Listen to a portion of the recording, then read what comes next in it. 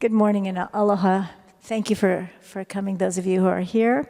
I'm Lyla Berg, Infrastructure Partner with Sustainability Partners, and on behalf of our team, I'd like to thank Jackie and Jill and all of the organizers for putting this conference together and allowing us the opportunity to learn together, collaborate, and what we'd like to say, make definitive contributions to Hawaii's welfare. So our session is entitled, Unlocking Capital for Infrastructure with Usage-Based Funding. And I think many of our colleagues are probably still having coffee and pastries. So when you leave our session, would you please find one person that you can connect with and refer them to this presentation? Because I think you're going to love it.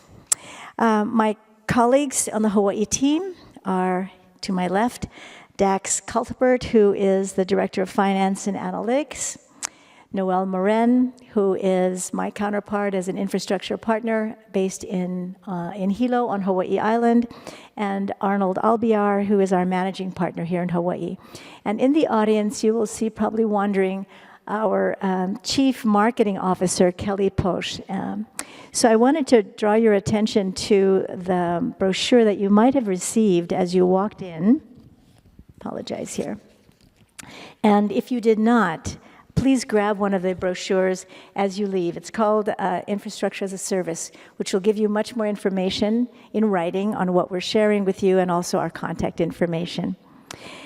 So one of the things as we were planning for this session today that we really appreciated is that in yesterday's opening session called Repowering and Resilience, we heard music to our ears, and we hope that it will be to yours as well.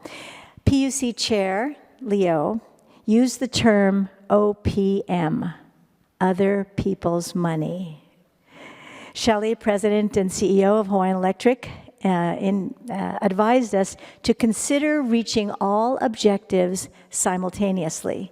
And these are the objectives of community well-being, environmental health, financing alternatives, cost effectiveness and long-term efficiency, and robust engineering. And last but not least, Mark, our state chief energy officer, spoke about strategic alliances and managing capital. And that's what we're here for today, to share with you what Sustainability Partners is, what we do, and what we can offer. So let's get started. What is, or who is, Sustainability Partners? I'll take that, Lyla. Aloha kako. Noel Morin. I know quite a few faces here in this group. I've been involved with a number of community-based organizations focused on clean transportation, sustainable energy, youth education, climate disaster resilience, and also climate policy. 2 years ago, I was approached by Sustainability Partners to assist them with their electrification of transportation contract with DOT. And after hearing what the program was about and what the contract was about, and importantly what Sustainability Partners was about, it became very clear that this was an opportunity for me to help accelerate our transition to clean transportation. Sustainability Partners is a public benefit company. We work with public entities across the nation, municipalities, hospitals, universities, schools, utilities, and even HOAs. And what we do is we provide funding. We essentially fund, install, and maintain essential infrastructure for communities that we serve across the nation. Importantly, as a public benefit company, we have a legal obligation, a commitment, to ensure that we deliver long-term benefit from an environmental and social front in addition to financial performance in the communities that we serve.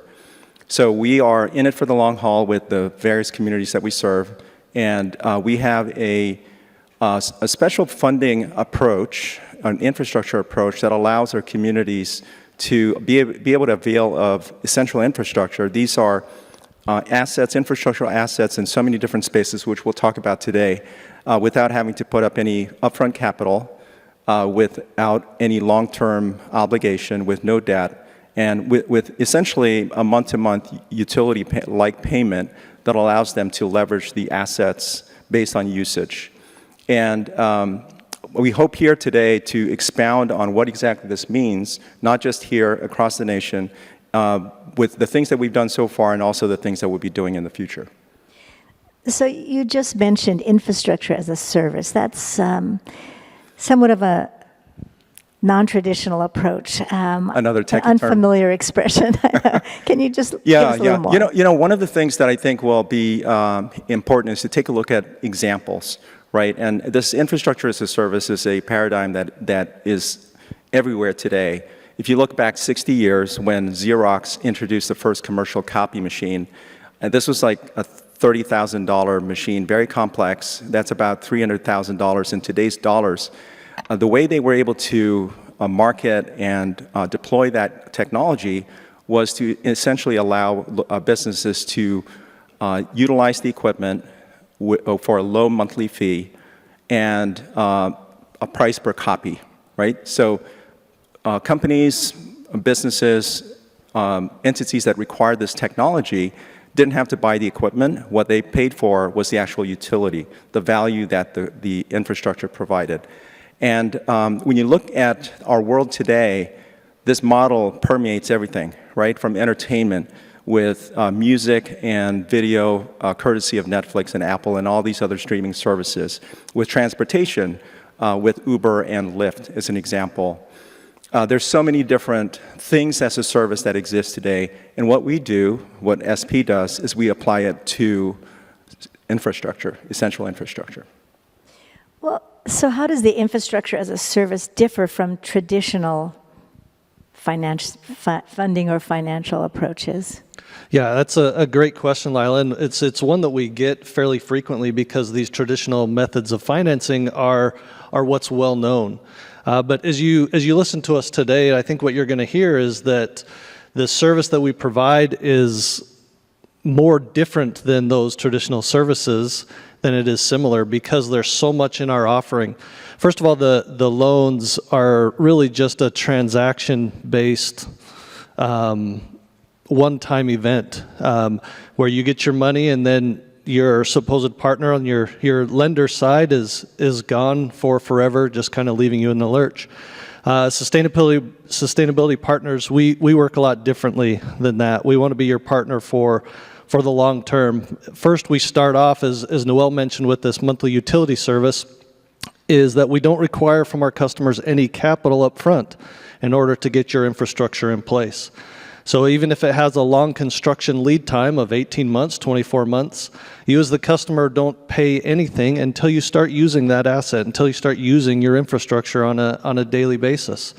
And that's significantly different than what the traditional loan programs are. The way we do this is through our utility service agreement, and what that means is that Sustainability Partners owns the infrastructure, owns those assets, while you as the customer, you operate them as if they were your own. You use them on your daily basis. You retain that operational capability in however you need to use that infrastructure. And that may sound a little bit different. It may sound unique, and it really is. But I'll say it again. We continue to own the asset, and you as the customer maintain full operational control of the asset, of that infrastructure, to make sure that it serves your needs. In addition to this, what that really comes with is it comes with Sustainability Partners as a long-term partner to help make sure that you get the most out of the infrastructure that we're helping provide for you. We help you all the way from the beginning with the procurement of that, with the design sometimes if that's needed, up to the implementation and putting it into service. Then we have our teammates that stay connected with the customer to make sure that your infrastructure is maintained properly. One of the things that we've heard in the last couple of days in these forums is people talking about the need to make sure that infrastructure is maintained. That's the way you as the customer get the longest life out of it. And so we stay connected as a partner. We're not in this for a one-time transaction. We want to make sure that you have what you need in perpetuity. And I'll give you just a quick example of kind of how that may look. If you need a fleet of vehicles and you want to electrify your fleet, so you get electric vehicles as well as the charging infrastructure to make sure that they stay powered. We help you through that process, through the procurement, through the selection of those vehicles. And then as you get them into service and you're using them on a day-to-day basis, we stay connected to make sure that they're maintained properly so that you can get the most life out of that vehicle. And when it comes to the point, years later, when that vehicle is no longer usable, because we stay connected to you, we can help you replace it. And you just smoothly continue to have the infrastructure that you need so that you as the customer can focus on what you do best. And it's not focusing on replacing your vehicles, it's managing your business. So we really differ from a lot of those traditional methods because we make sure that infrastructure stays usable, it stays safe and reliable for the customer for as long as we can, and even in perpetuity. Well, and with such a usage-based utility type of model, what kind of other projects? We have a variety of projects, and like Noel was saying, we are here to support you. We've talked about the funding. Our program is set up to support any kind of infrastructure, whether it is water meters, whether it is water plants, water treatment plants. We talk more about it here in a minute, but we'll probably talk about the electrification contract that Noel mentioned and the electric vehicles that Dax had mentioned. But we also bring in partners to help us with energy systems, from photovoltaic systems, PV systems, and battery storage systems. Right now, we've got several of them being deployed with battery management systems. So any kind of utility where you need funding, we're here to support you. We're not here to take it over. We're here to provide support throughout the whole process. It is, as Dax said, it is yours to use as you need. We're just here to help you get the services that you need for any type of infrastructure that you require.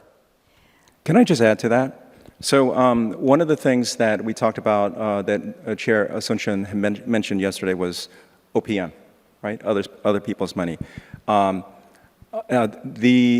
The challenge that we have isn't just about capital. It certainly is a large one, but there's also the process by which we come about the solutions that we bring to the table, and also what we put in place to ensure that these solutions last, right? Because we're talking about services that are critical for the functioning of society, and these are things that need to last for decades, right? Even a century. So one of the things that we do is to connect the dots. We bring in the OPMs. So there are all these different capital providers out there that invest in infrastructure. Depending on what the issue is or what the challenge or what the solution is that's required, we bring in the appropriate capital provider. And we have a process by which we co-develop with our customer. So this is not something where we just listen once, we jump out of the room, we come back with a solution, and it's good. We actually have this co-development process that allows us to ensure that the solution is the right one, number one. It's not palliative, it's not for the short term only, it can be, but we're really looking at long term. And then the other thing that we do is we bring partners in. So we're a relatively small team, but we have a network, national as well as local, of qualified vendors and providers, so that if there's a need for design, engineering, construction, we bring those players in. And then lastly, we talk about maintenance again. So this is the really important thing. The chair yesterday talked about building to last, right? It's not about delivering a solar farm and then not thinking about what needs to happen in 20 or 30 years. We actually have to build that up front and make sure that it's part of the strategy, both from a funding and process perspective. So with the solutions that we provide, we carve out a small amount per month of the usage payment so that we can actually set aside funds for maintenance items and repair items that can be anticipated into the future. I just wanted to add that mechanism. Yeah, thank you so much. And when I hear you explain this, it's a CACO thing. We're in this together. So maybe you can also share with our friends here, why is this model particularly valuable for us here in Hawaii? There are different areas in that. So at the end of the day, we're trying to help our customers improve infrastructure. And we can do that in variable ways. And I'll give you an example. We have a customer who needed a fleet of vehicles, a little over 40 vehicles, needed all the infrastructure to go with that. And it's about a little over $3 million to do the infrastructure, to bring in the vehicles, outfit them, and requirements. So they looked at SP, brought us in. At the end of a 12-month period, instead of using CIP money and doing a $3 million plus project, at the end of a 12-month period, out of their pocket was a $200,000 annual cost. Now they have vehicles that are operational, reliable. We maintain them for them. The charging infrastructure is being maintained for them, and all they do is use them the way they need them. So that's one of many ways that we can actually help our partners improve and support operations. Additionally, we have PV systems that we help maintain. We do the maintenance. We have battery systems that we maintain for them. So it's a collaboration, but I want to emphasize one thing, is that we're not coming in and telling our customers how to best do what they need to do. We're continuously working with them to improve, and we're flexible. If they need to change something in the middle of it, we can actually add projects, add equipment, add cost, add funding to it. So it's not like we're locked in. The flexibility is, we've come to understand to be a very positive and accepted aspect of what SP can provide. So our customers have come to rely on that flexibility because they're taking advantage of opportunities they didn't have before. So when you talk about flexibility, how does SP address capital-related concerns? Because we've been hearing about how we don't have so much money here to do what we need to do. That's a great question, and I'm sure it's one that all of you have run into in trying to fulfill your careers. And just to continue off of the concept that Arnold started is that flexibility. Our business model is set up to be flexible enough to meet the individual customer's needs, which change from customer to customer. And to just give you a couple of examples on the capital source or of that side is we can do a blended funding source, blended capital.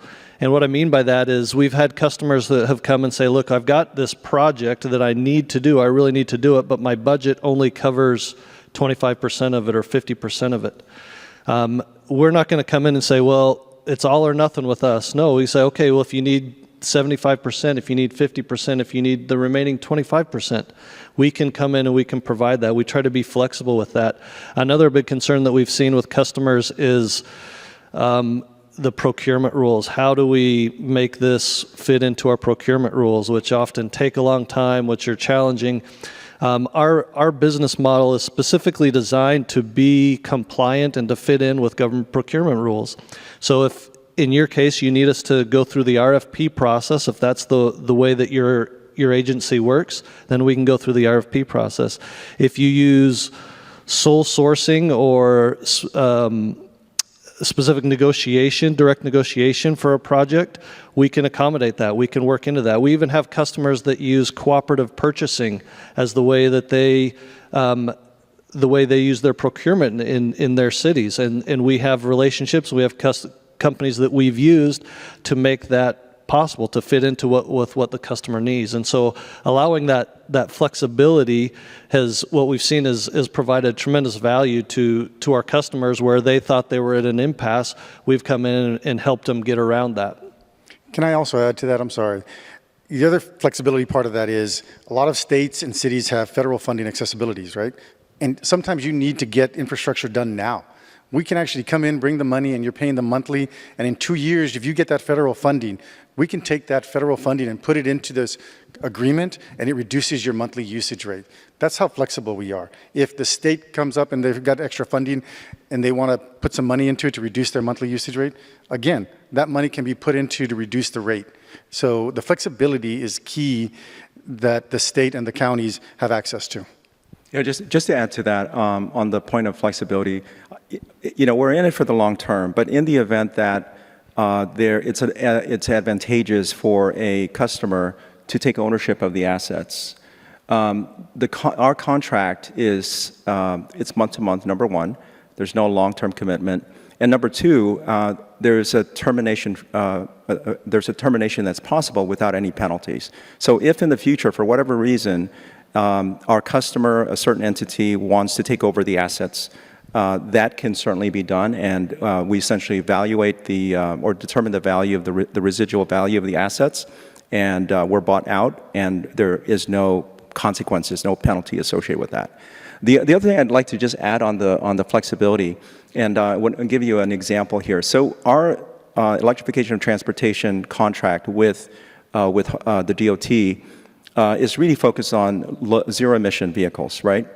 However, what we've already learned over the past few years is that the technologies are not always there. So there are certain solutions that they need that are not yet available in a fully electrified form. And what we have been able to do is provide them with lower carbon solutions. So hybrid, for example, hybrid police pursuit vehicles, with the commitment that once a fully electrified version is available, we'd come in and we'd essentially swap out the solution. So there's also flexibility from a solution perspective, the point of which is that it's not about the widget, it's about the service. It's about the value that our customers need, and the method by which that value is delivered could evolve over time. Technologies change, needs change, and we have the opportunity to make those adjustments. So along those lines, looking at the positive benefits for the community, what would they be besides savings? Want to take that? Go ahead. I'll follow. All right, so we're not having, the state is not having to go, the state or the counties are not having to go to the community and say, we need to raise taxes because this infrastructure is essential and it needs to happen yesterday. Where in our model, they don't need to raise taxes to get $300 or $400 million. They just have to come up with the monthly services, right? But the better part of that is large projects take years to develop, right? You've got to do the design, you've got to do the construction. The county isn't paying any of that. The states aren't paying any of that. When we're talking about the funding, once you start pulling money, you're starting to have to pay those loans. For us, you don't pay for anything. For the 5 years that it takes us to design it and construct it and operate it and get it operational and turn it over to you, you're not paying for anything. You're only paying for the use at the end. So you're talking about public benefit is that the public isn't getting tax raises. That's a huge thing that we need to look at because a lot of infrastructure needs to be upgraded. We have a lot of infrastructure that is older than 50, 60, 70 years, and where's the funding going to go? At the beginning, we were talking about who is SP and infrastructure as a service. Like, what qualifies for infrastructure as a service? Anything that needs money, that we don't have money to be able to fix it. And that's where we try to come in and help the counties and the state. Yeah, so let me also just, so the question is around community benefit, right? Community benefit, and because we are a public benefit company, it's schools, universities, municipalities, even large HOAs. Yeah, so well, I'm going to approach the question from a slightly different angle, and that is, we talk about delivering infrastructure that's essential for public services. And the question is, when you talk about sustainable infrastructure, what is the tangible benefit for communities? What this suggests is that there's also this construct of infrastructure that's not sustained, right?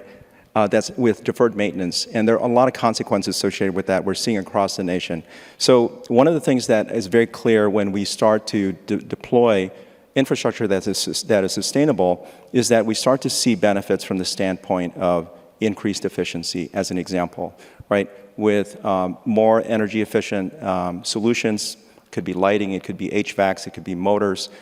We can actually see, or our customers can actually experience, a lower cost of energy demand, or lower energy demand as a result, lower operating costs. With water meters, this is another dimension that we work on quite a bit on the mainland. We work with a lot of wastewater as well as water meters. We're seeing communities actually experience savings in the courtesy of the fact that water's not wasted. You've got prompt detection of leaks, the ability to shut down those leaks, and when you save water, you're actually saving energy.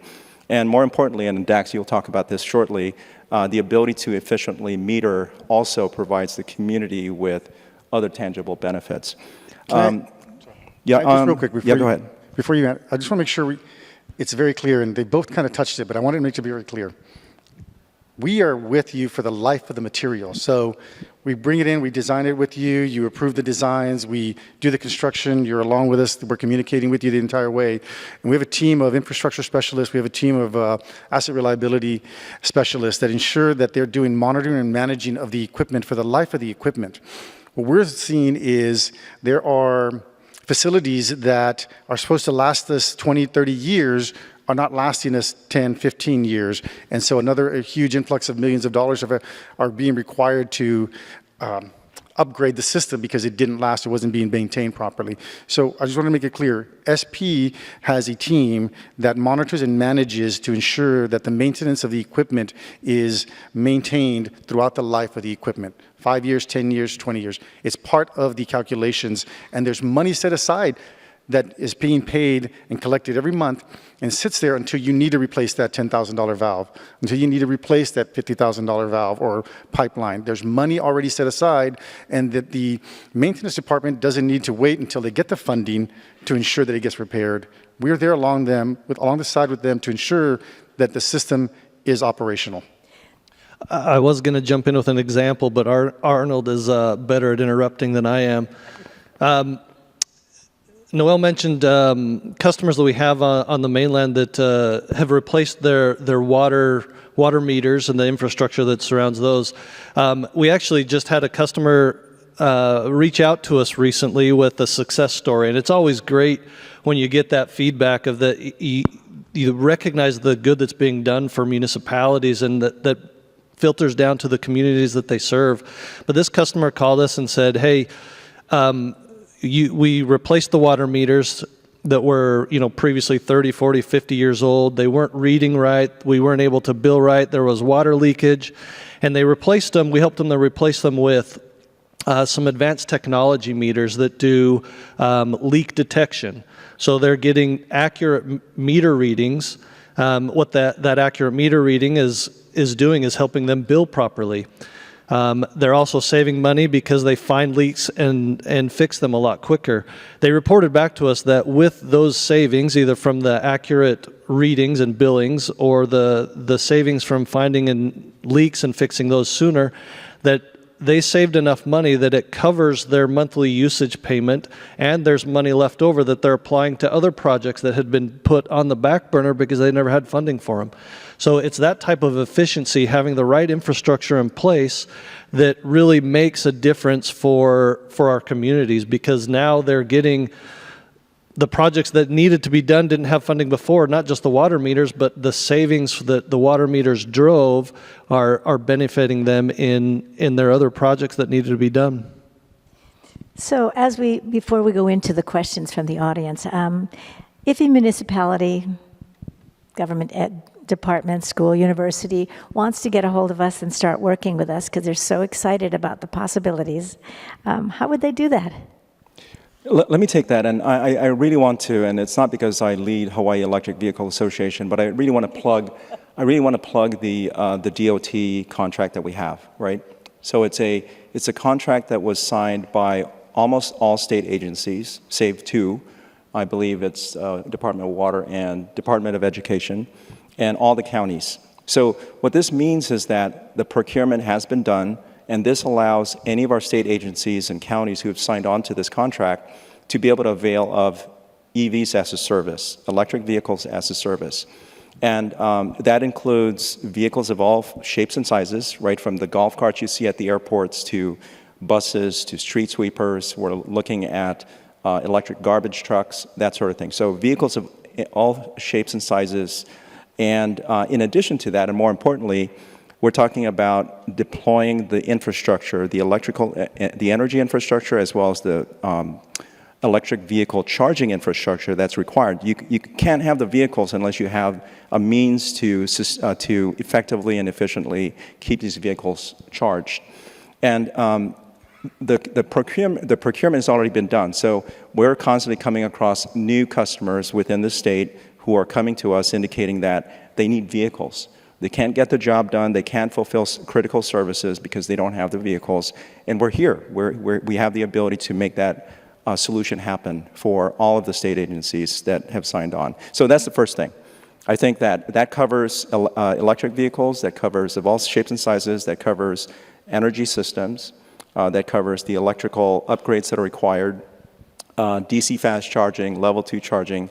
And in many of the cases, or there are a number of cases that we're now actively working on, there's also this desire to charge off of solar. So in some of these cases, we're deploying rooftop solar and solar on canopies. I'm sure that Arnold can expound on this, in addition to batteries, so that we actually have a really sustainable, charging electric vehicle ecosystem that's deployed at these different facilities. So that's number one. Now, there are many other things that we can do, right? There are HVACs that have to be replaced. There are roofs and building envelopes that need to be replaced. Wastewater systems across the state, water systems like we talked about. There are many essential infrastructure components that we can cover. And if the question is how will an entity engage with us to make that happen, I'll say it's simply a conversation. We start with a conversation. Give us a call. In the brochures, you have our contact. And the reason why I emphasize this is because we have to come to a shared understanding of what the issues are, right, that need to be solved. We need to know what short-term and long-term goals are, and then we need to collectively provide or come up with a product roadmap, a solution roadmap, and then we can talk about procurement and funding and all the other good stuff that needs to happen to make it happen. So, call. That's from the customer perspective. From the vendor or from the service provider, how would they get a hold of us?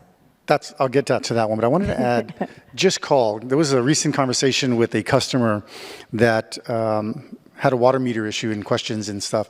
And we discussed this opportunity that we had in the mainland where the customer was able to save a lot of money and because they were actually metering the water correctly. And so two things. You would think that the customers would be upset, but they see that it's actually the actual water that they're using. But they also saw some benefits too in that normally they read the meters like once or two months. So the customer has a leakage for 2 months and the customer's paying, $500, $600, $700 increased water bills that like, what's going on? With the new leak detection, it's happening within a day or two so they can actually save money on the customer also. Wanted to bring that up because the water meter conversation that we had with this customer that, you were asking, Lyla, how do we start? And it's just a conversation because in this conversation, we were talking about, we've done HVAC systems also in the mainland. And when you replace an HVAC system, you're reducing your electric bill. And this customer that we had also reduced their electric bill, which caused revenue, which also helped bring in different aspects that they could do different works with us. So it's just a conversation. And that's the same way that the vendors can happen with us. We are agnostic. We are not, we don't have any exclusive contracts with any OEMs, any vendors.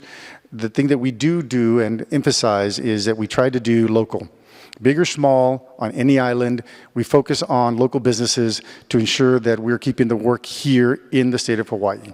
Right now, we have deployed materials and maintenance, and we have products to vendors and customers on 6 islands, including Lanai and Molokai. All of it done by Hawaii vendor partners. So if anybody wanted to work with us, we work with the customer. They have a preferred vendor. We vet them. We work them together. The customer approves the vendor, and we work with anybody. So to Lila's question, how can we work with vendors? Call us. If you wanted to work with us, if you have anything that you can do that can help the state and help the counties, we're more than willing to help. So along those lines, because we're here in Hawaii and we can be a model for the rest of the world, specifically relative to addressing indigenous people's needs with infrastructure. What other experiences or other plans do we have as SB for infrastructure projects in other parts of their world or the country? Really, the opportunities are limitless. It's really, we focus on essential infrastructure that blesses and helps communities. You know, a couple examples that come to mind. Here locally, we're working on, we've mentioned EVs, but a lot of those are incorporating solar and battery that help charge the fleet, but then also the excess is taken by the offices nearby of the departments that we're supporting. We've got a project that's just getting underway for a large HOA in Florida to do LED lighting. So they're putting LED lighting in the streets, in the community street light, LED lighting that has little solar panels at the top with battery storage. So they're not connected to the grid. They're powered by that solar and the battery, and then the technology is available that keeps those lit throughout the night. So we've got a variety of, of different projects that, you know, I wouldn't have expected that to be a project when I started this. We just go out, and as we're talking to customers, that's what they need. And as we mentioned earlier on, the flexibility, say, okay, well, we're going to figure out how to help provide you with what you need. And so we connect them. We have, Arnold mentioned earlier, our infrastructure specialists. They really are the ones that support the work as it's going to make sure that the customer's needs are met. Those infrastructure specialists a lot of times will go out and find the right equipment, the right vendors, all the things that the customers explain that they need, and they'll bring them back and say, what do you think about this option? I found a couple. Which one do you think meets your needs the best? And so we don't have any of our infrastructure specialists because they're out working while we're here, but they are a crucial part of the team that really supports and gets the customers the help they need in any type of project that can be dreamed up, basically. Can I just add something just real quick? I'm not sure if anybody saw it in the news, but we've been doing this in the state of Hawaii. We were awarded the RFP that Noel was talking about with the DOT that's the state and the counties all collaborated into over 5 years. We're 5 years into it. And we've been working with the New Mexico government and state government. I think 45 days ago, they've been monitoring and watching. Are we doing what we're saying? Are we really maintaining it? Are you really designing it the way we want to? Are you using the vendors that we want you to use? Are you doing what we need you to do? And they've been watching us for a little over 2 years. And it just so happened that about 45 days ago, the New Mexico government, the state of New Mexico, awarded sustainability partners same kind of contract we have here in Hawaii to help electrify the state of New Mexico. So we have proven that we can do it, and we want to show people that we're flexible, that we're here to stay. We're not looking to lend you some money and then just turn around and go. It's not a transactional. It's a relationship development that we focus, that we want to maintain. We're not here just to get one transaction and get more money out of you. We want to stay here and be partners with you for the long term. Arnold, I'd like to take a step back and address the question you posed, right? Because you raised a question that kind of brought to the fore, how do we engage with the community? How do we ensure that indigenous voices are incorporated into whatever this thing is, right? That we're talking about, and that the values that we cherish are maintained. Yes. So the New Mexico example, I don't think that could have happened without boots on the ground, folks there, folks who are very familiar with the community, who are embedded into the community. And I think the same thing could be said with the team we have here, right? We have folks who have been here for a while that are really invested in our community and sustainability and making sure that we make this transition occur in a time, not only in a timely manner, but also to address the concerns that were raised over the past day and a half in a very equitable manner, and also taking into account the various social challenges that we face. So it's working with people, or having people on the ground who are actually embedded in the community. That's one. And then number two, really leaning on our partners, right? We work with public entities. They have a responsibility to deliver critical services to our community. So working with them will also help ensure that we are actually delivering what needs to be delivered for everybody. Well, one of the best questions that came through is, have we talked with the Department of Public Works here on Maui?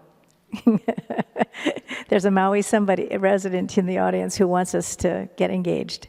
We have on multiple occasions with regards to electrification and different, because they're all over the place, right? So we have, and we are looking to develop those individual conversations and how we can, let me take a step back. A lot of these facilities lack the power to support the electrification transition. But we're there with you to tell you how to do it. If you have a fleet of 2 vehicles or 10 vehicles at this location, but you have a fleet of 100 vehicles across different areas, we kind of help you understand the demand, the usage rate, the availability of electricity in that area, what it would take to bring in the power and stuff. We're with you so that you understand the entire process, and we can do it in phases because of funding, or we can do it all in one sum. So we are in talks with the Public Works in Maui. So we've been focusing a lot in the last few moments about electric vehicles and electrification. And one of the questions that came through was, can we put charging stations in condos of an HOA? That's a policy decision from the legislature, but... Yes, actually, we can. I'm actually talking to one of the HOAs myself about putting chargers in. But the one I'm talking to specifically is a good example to what I was talking about. They have a 6-story parking garage with a 35-story condominium complex.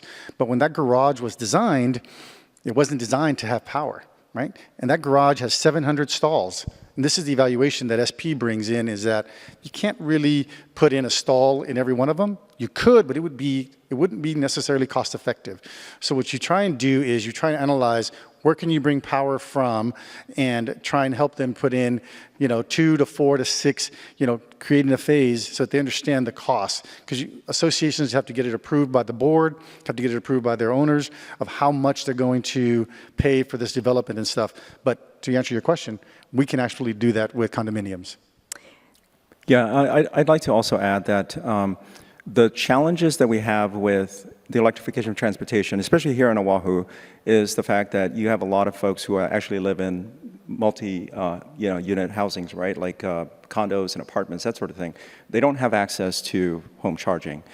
A sort of like indirect way that we're assisting to, in addressing that particular issue is working with DOT, for example, right? They've got the NEVI program that they're deploying across the state. They've already deployed 2 of these stations. We're also working with the counties. So some of the counties are actually deploying new charging infrastructure in public locations to actually augment the number of public charging stations that are out there. At the end of the day, we're going to need a mix. We're going to need DC fast chargers, level 2s, even level 1s, 110 really trickle charging over at the airports, for example, long-term parking. So it's going to be a mix of solutions that need to be put in place. But at the end of the day, public charging is going to be required, and the government, the counties will play a part in it. If there are HOAs that qualify, they're durable entities, we may also be able to support them. And because infrastructure, not just as a service, but as a tangible entity, is what we do. It's more than, it's in addition, we have water meters, we have football fields, possibly stadiums. As we wrap up our conversation today, from my perspective as a former school teacher and principal and legislator, I ask the question, so what? And now what? So as we wrap up today, can you please share from your perspectives, what is this that we do? And why are we doing this? And the why we got. Who wants to go first? I guess I'll go first. The why and what are we doing? I am the managing partner for Sustainability Partners, and I'm the team member that's been with SP the longest here in Hawaii. And no one day has been the same. And I get up every day and love the fact that I get to work for this company because I feel we're making a difference.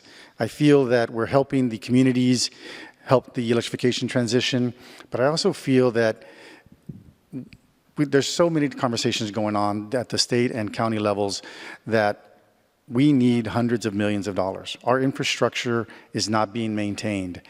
And we're trying to collaborate and work together on next steps. And I believe it was Rick in the first panel yesterday said hard decisions need to be made. And, Chairman Asuncion said OPM, right? Other people's money. We're here to help. SP can provide the capital to better infrastructure. Better infrastructure means better quality of life. And I think that's why I feel really lucky to be in the position we're in, because we're helping people to improve quality of life. Yeah, I think I agree 100% with what Arnold says, and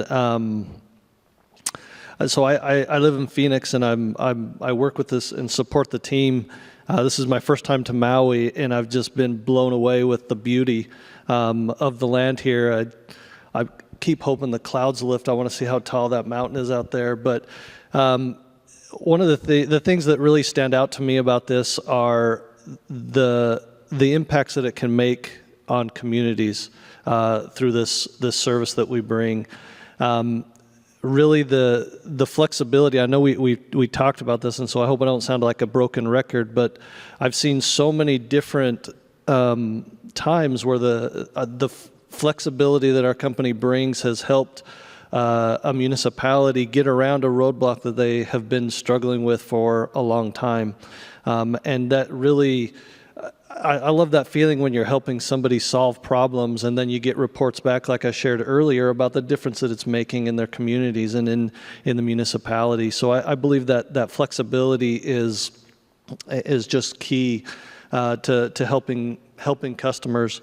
The other thing that I think is of tremendous value is, again, we're not transactional. We love building the relationships and maintaining that relationship and seeing that impact that it has, so that the customer can do their job without having to worry about their car failing or worrying about the infrastructure that's been impeding them or that they've had to work around for so long.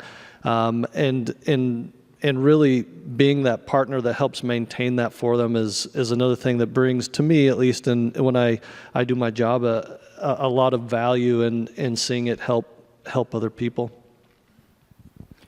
The thing that it keeps, for me, just keeps coming back is the fact that we're a public benefit company.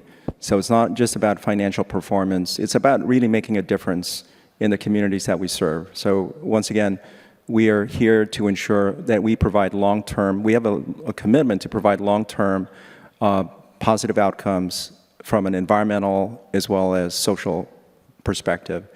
I want to take my SP hat off and just talk from the heart with my passion for sustainability and climate and resilience.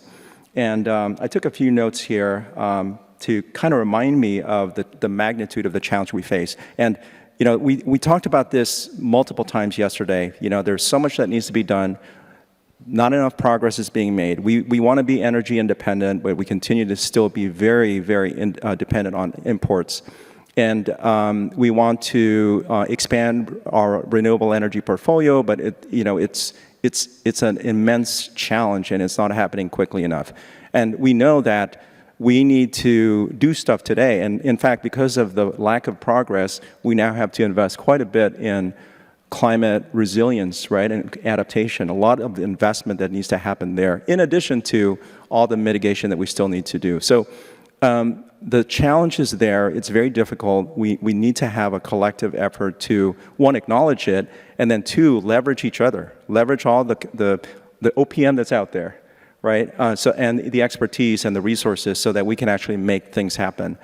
I'm going to just go down my list here. So we need to double down on energy efficiency, and if we have anybody here from Hawai'i Energy, kudos to you and your team for all you do there. The energy that we avoid through energy efficiency is the cheapest one, right? You hear that over and over again. So we need to double down on everything we can do to reduce our need for energy. And that the electrification of transportation is one of them. EVs are a lot more efficient than internal combustion engines, but we also have many other things: motors, HVACs, the works. We must deliver affordable, clean energy for everybody. And there's a big emphasis on the affordable component. We heard a lot about novel concepts that could ensure that this whole thing is equitable, right? That we bring everyone with us. And I think that those things are worth exploring. We have to transform our transportation system. And it's not just about ground. We have to think about inner island. We also have to think about marine and air. There's a big source of our fossil dependency as well as our emissions. We need to figure something out there. We have to protect our land, our air, and our water.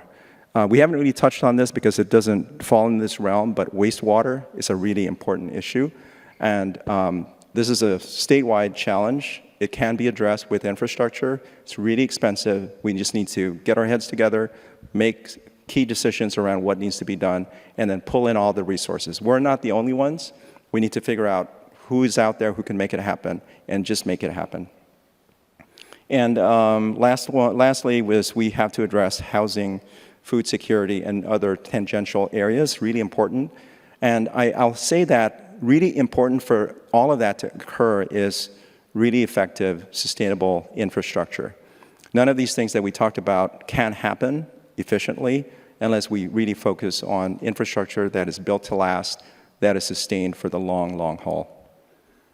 And I think I've spoken enough. Thank you. So as we wrap up, the theme of this conference is offering solutions. Can we review the model of financing that that Sustainability Partners offers?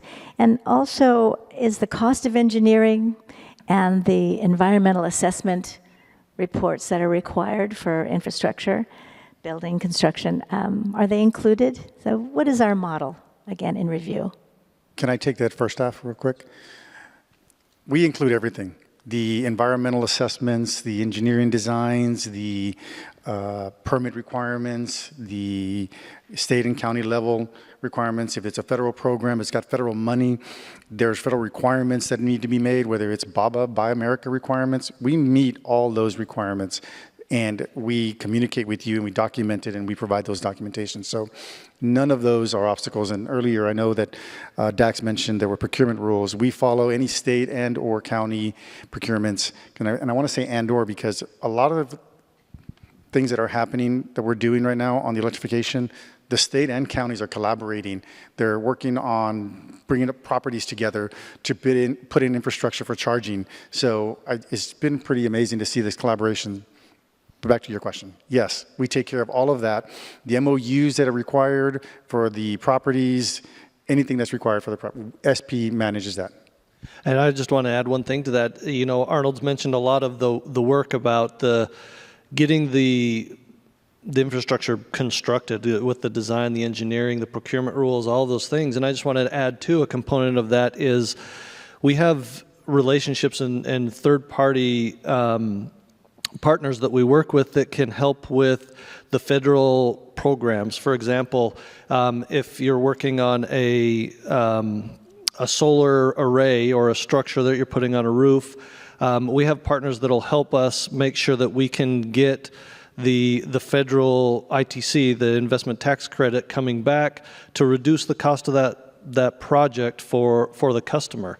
So we really try to be very holistic in covering everything so that the customer can really just tell us what they want and we come back with the solution to what they need. We don't just leave and then come back when it's done, but as Arnold mentioned earlier, we're checking in along the way. This is what we found. This is what we have. Does this meet your requirement? Hey, we actually found this that might work a little better. What do you think? Is that meeting your needs? And so it really is a holistic solution that takes so much off of the customer's plate, their workload that we can solve for them. And at the end of the day, they've got the infrastructure that they need to be successful. Can I just add to that? So, Arnold, when you mentioned that we take care of it, we facilitate it, right? We bring in the resources, the experts, local firms to ensure that the right solutions are designs, assessments, and such, that those things are done. So I just want to highlight the fact that, again, we partner with vendors, with other firms to actually execute what needs to be executed. Correct. Thank you very much. Closing thought. Okay, I just wanted to say thank you for the opportunity to be here, first of all. We've been doing this for over 5 years, and we are working with many partners to do more infrastructure opportunities out there. So for me I want to thank you for the opportunity to talk, but I think I want to go back to hard decisions need to be made. A lot of infrastructure needs to be improved to really better the communities that we live in. And I just want to say we're here to help. So thank you for the opportunity. Final thought for me, I guess, would be, we've talked a lot about what we can do, and maybe there's some of you out there that are at that wall right there where you're thinking, I don't think they could solve our problem. This is too complicated. Call us. Let's see if we can. We'll do everything we can to try to help you. That's our mission. That's our goal, is to help you as the customer get the infrastructure that you need and overcome the challenge that you're facing that you haven't allowed you to get it yet. So call us. We have a BHAG, a big, hairy, audacious goal, right? So many different things that we need to accomplish here. And again, I think the call is for partnership. The call is for collaboration. We facilitate the process. We bring the funds. We engage with different vendors to make these things happen, and we're there for the long haul. I will emphasize the fact that because it's usage-based, we don't get paid if things don't work, right? So we are incentivized to ensure that whatever's delivered, whatever that service is, that is sustained for the long haul. And if you represent a company that is actually involved in some of these projects, and you come across situations where funding's an issue, and you feel that there's an opportunity here for us to make magic happen for our customer, feel free to give us a call. It's again worth a conversation. And as one of the most recent team members with Sustainability Partners, I want to thank you also for not only welcoming me, but also being pono and being true to the word that we really are here, not just to help people, but to figure things out financially. So thank you, audience, for being here. We'd like to leave you with a quote from American writer and philosopher Albert Hubbard.